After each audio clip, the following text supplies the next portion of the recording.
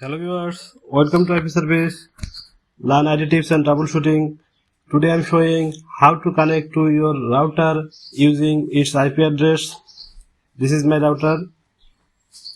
Now we can find your IP address. Actually find default gateway, then click CMD in your search section and run as administrator. This time we type ipconfig for finding your default gateway. Yeah, it's showing.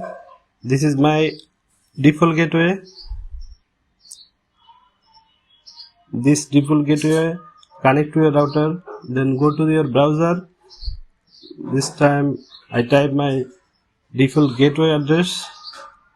Now you can see it's going to your router interface. Then click password. Now I enter my router. This way you can enter your router interface. You can see my router interface. It's TP-Link router.